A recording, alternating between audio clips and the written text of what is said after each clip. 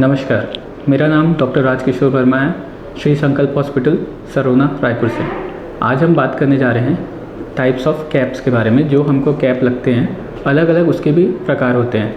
एक होता है सिंपल मेटल कैप, एक होता है सिरेमिक कैप और एक होता है metal ceramic cap. Metal ceramic cap में क्या होता है, नीचे मेटल रहता है और उसके ऊपर में एक सिरेमिक का लेयर चढ़ता है, उसको बोलते हैं पोर्सिलिन फ्यूज टू मेटल। ठीक है, अब इसमें अलग लोगों को डाउट होता है कि कौन सा कैप प्रेफर करना चाहिए, कौन सा नहीं करना चाहिए।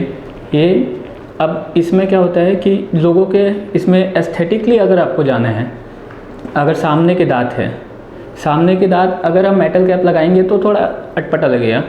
इसी कारण हम उसमें जनरली सिरेमिक कैप्स प्रेफर करते हैं, जिसमें वो दिखने में बिल्कुल जितने भी आजू बाजू में जितने भी दांत हैं उनकी तरह दिखता है और चबाने में भी मजबूती रहती है as compare to porcelain fuse metal से। अगर हम कंपेयर करें तो उसमें क्या होता है, कभी कभी वो जो दांत के ऊपर में जो पोर्सिलिन का लेयर, पतला सा लेयर चढ़ा रहता है, वो कभी कभी एक समय आने के बाद वियर ऑफ हो जाता है।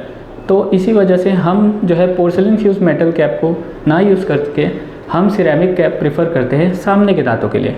अब रही बात पीछे के दांतों की, तो पीछे के दांत में अगर ऊपर का दांत है, ठीक है, मैक्सिला में अगर ऊपर का दांत है तो उसमें हम मेटल कैप प्रेफर कर सकते हैं, क्योंकि उसमें मेटल में स्ट्रेंथ अच्छा है। ठीक है, अगर वो डिपेंड करता है कि आपका बजट कैसा है, वो आपके डेंटिस्ट आपको रिकमेंड करेंगे कि आपको कौन सा कैप पोस्टीरियर टीथ के लिए अच्छा रहेगा।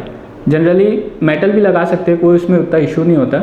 बट अब अगर बात आती है ओल्ड एज में जैसे हैं, ठीक है, तो उस केस में क्या होता है कि जनरली कभी MRI वगैरह करने की ज़रूरत पड़ती है, तो मेटल कैप्स वगैरह में प्रॉब्लम ये आती है कि आपको वो निकालना पड़ेगा। सो इस केस में हम सिरेमिक कैप ज़्यादा प्रेफर करते हैं as compare to metal cap.